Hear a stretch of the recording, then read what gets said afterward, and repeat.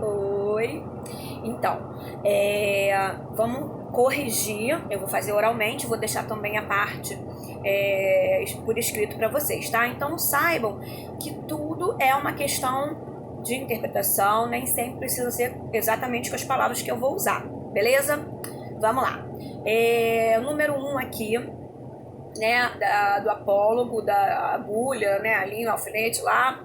A gente viu que o apólogo dá vida a seres inanimados, ou seja, sem vida, né, coisas.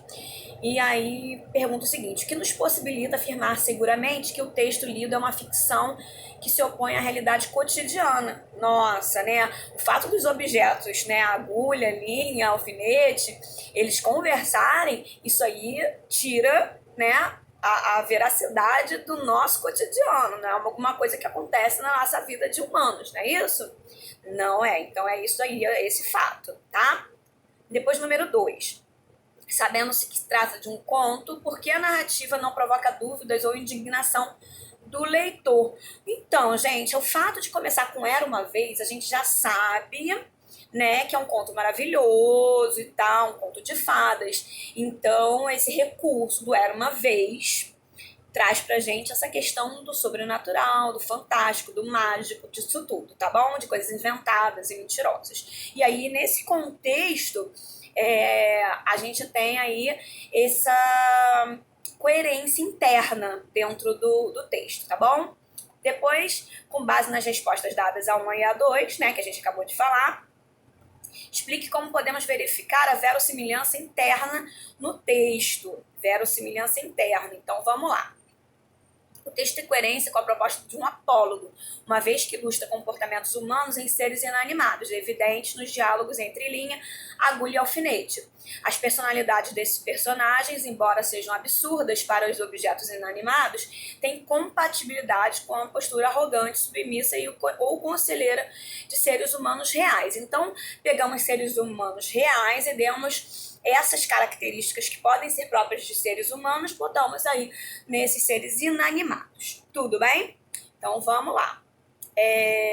No 4, diz o seguinte: a verossimilhança interna sustenta-se pela criação de um mundo ficcional, no qual os fatos e as características possuem uma coerência que nos permite estabelecer relações e fazer previsões. O próprio discurso dos personagens linha, agulha e alfinete já nos aponta como eles vão se comportar na narrativa. Retire do texto uma fala que melhor represente o comportamento de cada um desses personagens, tá? Então, vamos lá. Da agulha, eu peguei uma possibilidade aqui, né? Vou deixar lá por escrito, mas vocês podem ter achado uma outra possibilidade, tudo bem? Agulha. Sim, mas que vale isso? Eu é que furo o pano, vou adiante, puxando por você, que vem atrás, obedecendo ao que eu faço e mando. Isso daí é a agulha falando. A linha diz o seguinte: ora, agora diga-me quem é que vai ao baile no corpo da baronesa, fazendo parte do vestido e da elegância? Quem é que vai dançar com ministros e diplomatas enquanto você volta para a caixinha da costureira antes de ir para o bailário das mucamas? Vamos lá, diga. Então é a linha tirando onda, que ela continua lá na roupa e ela que vai aproveitar todas as situações. Já o alfinete diz o seguinte: anda, aprende, tola. Cansas-te em abrir caminho para ela e é ela que vai gozar da vida, enquanto aí ficas na caixinha de costura. Faze como eu, que não abro caminho para ninguém, onde me espetam, fico. Ele aqui, né, o alfinete, tirando a onda dele, né? Então, a gente tem aí essas respostinhas. Vamos lá para número 5. Deixa eu pegar aqui, passar para cá, vamos lá. As possíveis interpretações da história, juntamente com a própria definição de apólogo, indicam que também há verossimilhança externa na narrativa. Explique.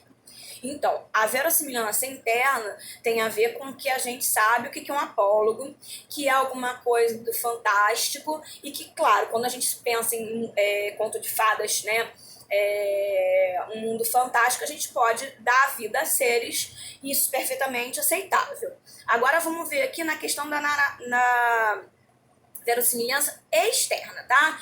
Bom, a resposta. É evidente que o autor se inspirou em situações de personalidades reais para compor o texto, que guarda coerência com a vida que levamos. De acordo com a interpretação adotada, a linha pode representar as pessoas soberbas, que se consideram melhores que as demais, ao passo que a agulha simbolizaria os indivíduos que, sem perceber, servem a essas pessoas que os inferiorizam e não têm nenhum conhecimento pelo seu esforço.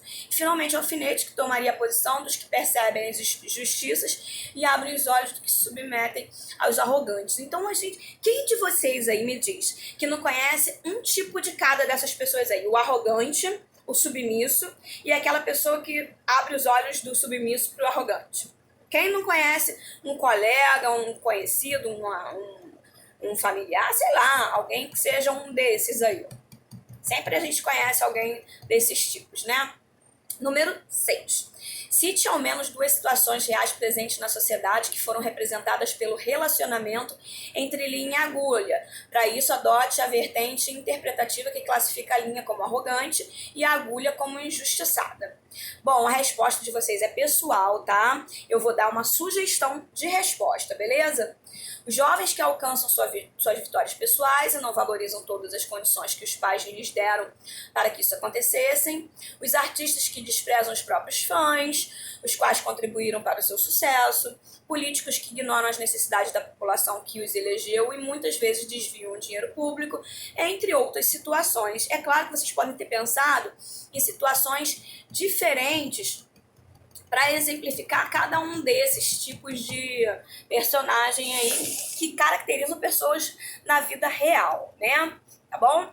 Bom, aí na número 7 diz assim, no final do texto, parágrafos 23 e 24, há um diálogo entre o narrador e o personagem, que a chama professor de melancolia, ou seja, uma pessoa experiente e conhecedora desse mundo de tristeza, desse sentimento de tristeza. Nesse momento, notamos que a narrativa é realista, ou seja, apresenta de forma clara a verossimilhança externa. Interprete a fala do professor, levando em consideração que ele é uma pessoa experiente e madura. A que espécie de situação ele estaria se referindo? E aí, será que você acertou? Vamos ver.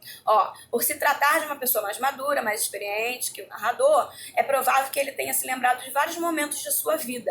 Assim, estaria se referindo à totalidade de múltiplas situações de não reconhecimento acumuladas ao longo da sua vida. Tá bom? É claro que para falar isso que eu disse, existem outras maneiras, tá? Não apaga o que você escreveu. Veja se não parece com o que eu disse, tá bom? No conto Um Apólogo, você deve ter notado que, além dos personagens, em sua maioria, serem objetos e não terem nome próprio, são usados termos generalizantes, como uma agulha, um novelo, muita linha ordinária, entre outros. Qual é o efeito de sentido que essa generalização produz, né, pra gente? Explique isso. Bom, torna-se a situação retratada um exemplo. A presença de elementos textuais indefinidos, quando você indefine até um novelo, uma linha, né, que é um artigo indefinido, quando você deixa indefinido, e o fato dos protagonistas serem objetos garante a possibilidade de associação das ideias às mais variadas situações do seu cotidiano. Por isso é que quando eu falei assim, vê se você não lembra de uma pessoa que é desse jeito, né?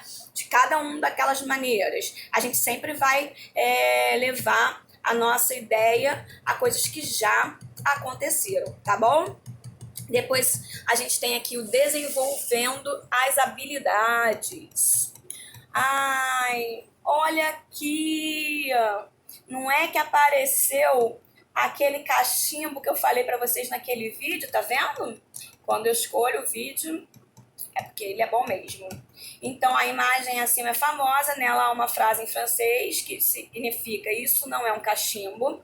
Essa referência artística se aplica ao conteúdo de verdade, mentira, ficção e verossimilhança. Por quê? Por que se aplica essa questão de verdade, verossimilhança, mentira? Por que será, né? Bom,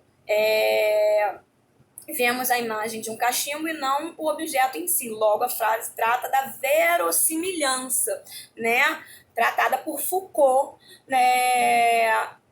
Quando ele interpreta essa questão, quando ele vai falar sobre isso. Aí, agora você leu esse textinho aqui para responder as questões de 2 a 4, né? Então, vamos lá. Deixa eu ir aqui. 2. A história de Kate Dalton, assim como a pintura do cachimbo, trabalha o tema da verossimilhança. Podemos afirmar isso por quê? Bom, no caso é a letra A, tá bom? Diz assim, a imagem parece ser um cachimbo, mas não é. Assim como a história do livro parece ser desse casal, o que é negado pela reportagem, tá? Então a gente viu aí que assim como o cachimbo não era um cachimbo, era só uma imagem, ali poderia ser realmente a relação de um casal e não era, tá bom? A 3 fala o seguinte, o fato da história ter ocorrido após a publicação do livro e deles serem retratados pela imprensa americana como casal real, mostra que o livro que tem uma verossimilhança externa, galera, tá bom? Letra D. E a 4, sabendo que o livro A Culpa é das Estrelas é classificado como ficção juvenil, assinale a alternativa correta. Então, eu não li A Culpa é das Estrelas, tá? Nem vi o filme, infelizmente, mas já tá lá na minha listinha de afazeres, tá bom? E se eu fosse vocês, eu também, porque me disseram, né, comentaram que é muito legal.